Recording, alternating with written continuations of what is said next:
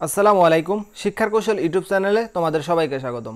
প্রিয় শিক্ষার্থী, তোমরা যারা 2024 সালে এইচএসসি পরীক্ষা দিবে, তোমাদের জন্য আজকে আমি নতুন একটি আপডেট নিয়ে এসেছি। সেই সাথে তোমাদের জন্য আরও একটি গুরুত্বপূর্ণ তথ্য নিয়ে এসেছি।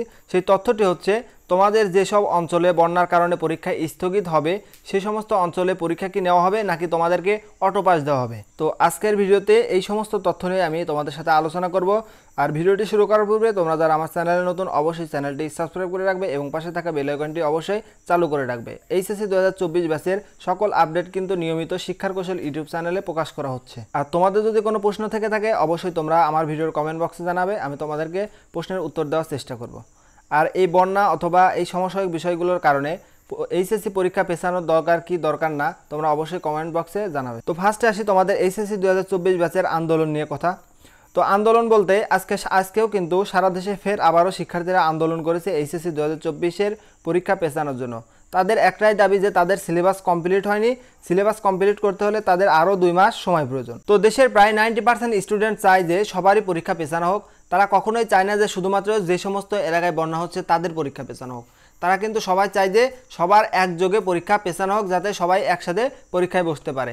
কিন্তু শিক্ষামন্ত্রী কিন্তু ইতিমধ্যে তোমাদেরকে একটি নোটিশ দিয়েছে, যেখানে তিনি বলেছে যে সংবাদ সম্মেলনে তিনি বলেছেন যে শুধুমাত্র যে সমস্ত অঞ্চলে বন্যা কবলিত হবে বা যে সমস্ত অঞ্চলে বন্যার কারণে পরিস্থিতি খারাপ হবে, সেই সব অঞ্চলেই পরীক্ষা স্থগিত থাকবে। তো সেকেন্ড যে বিষয় সেটি হচ্ছে, এবার কিন্তু তোমাদের পরীক্ষা সম্পূর্ণ নকলমুক্ত এবং সুষ্ঠু পরিবেশে হবে। আগেকার দিনের মতো কিন্তু অ্যানালগ সিস্টেমে তোমাদের পরীক্ষা হবে না। এখন কিন্তু সম্পূর্ণ ডিজিটাল উন্নত প্রযুক্তির মাধ্যমে তোমাদের পরীক্ষা নেওয়া হবে। তোমাদের পরীক্ষার হলে কিন্তু সিসি ক্যামেরা দ্বারা নিয়ন্ত্রিত থাকবে। তো এরপরে আসি প্রশ্ন ফাঁসের বিষয় নিয়ে।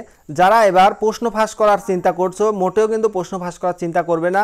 প্রশ্ন ফাঁস করলে কিন্তু আইনত ব্যবস্থা নেওয়া হবে সরকারের পক্ষ থেকে। বর্তমান শিক্ষামন্ত্রী কিন্তু এই পরীক্ষার প্রশ্নপত্র ফাঁস নিয়ে খুবই কঠোর পদক্ষেপ গ্রহণ করছে। তুমি যেই হও না কেন, তুমি যদি প্রশ্ন ফাঁসের সাথে জড়িত হও, তাহলে কিন্তু তোমাকে অবশ্যই তারা খুঁজে বের করবে এবং শাস্তির আওতায় আনবে। তো এরপর আসি তোমাদের অটো পাস নিয়ে কথা। অনেক শিক্ষার্থী কিন্তু আমাকে মেসেজ করছে যে স্যার, যদি আমাদের পরীক্ষা স্থগিত হয় তাহলে কি আমাদের পরীক্ষা নেওয়া হবে নাকি আমাদের অটো পাস দিয়ে দেওয়া হবে। কারণ বিগত 2020 সালে করোনার কারণে যখন পরীক্ষা স্থগিত হলো এইচএসসি, তখন কিন্তু তাদের পরবর্তীতে অটো পাস দেওয়া হয়েছিল। তো এখন কি আমাদের বেলায় অটো পাস দেওয়া হবে নাকি পরীক্ষা নেওয়া হবে? তো এখন কথা হচ্ছে, করোনা কিন্তু একটি মহামারী ভাইরাস ছিল, যার ফলে বহু লোক কিন্তু মারা গিয়েছিল। এই ভয়াবহ পরিস্থিতির মধ্যে কিন্তু 2020 সালের এইচএসসি পরীক্ষা নেওয়া কোনো মতেই সম্ভব ছিল না। তো এবছরে কিন্তু তোমাদের বন্যার কারণে এই পরীক্ষা স্থগিত করা হতে পারে বা হবে।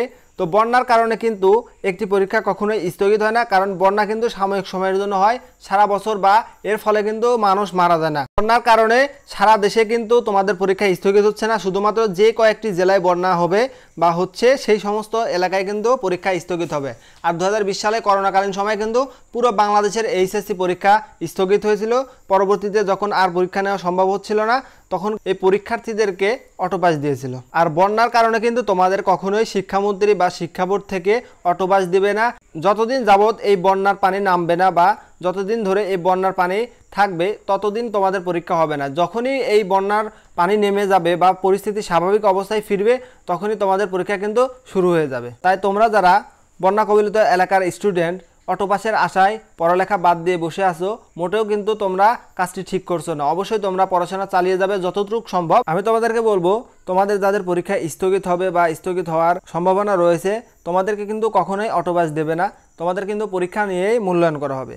সো তোমরা অবশ্যই পড়াশোনা চালিয়ে যাবে। প্রিয় এইচএসসি পরীক্ষার্থী, এই ছিল তোমাদের 2024 ব্যাচের আপডেট। তোমরা যারা আমার চ্যানেলে নতুন, অবশ্যই চ্যানেলটি সাবস্ক্রাইব করে রাখবে এবং পাশে থাকা বেল আইকনটি অবশ্যই চালু করে রাখবে, যাতে সবার আগে এইচএসসি 2024 ব্যাচের আপডেট তোমার সামনে চলে আসে। ভিডিওটি যদি তোমাদের ভালো লেগে থাকে, তাহলে অবশ্যই তোমরা ভিডিওটিতে একটি লাইক এবং ভিডিওটি তোমার বন্ধুদের মাঝে শেয়ার করে দেবে। আর তোমাদের মতামত অবশ্যই এই ভিডিওর কমেন্ট বক্সে জানাবে যে পরীক্ষা পেছানো উচিত কি উচিত না। এইচএসসি 2024 ব্যাচের সকল বিষয়ের সাজেশন পেতে অবশ্যই আমাদের চ্যানেলে সাথেই থাকবে। আজকের মতো ভিডিও এখানে শেষ করছি। আল্লাহ হাফিজ।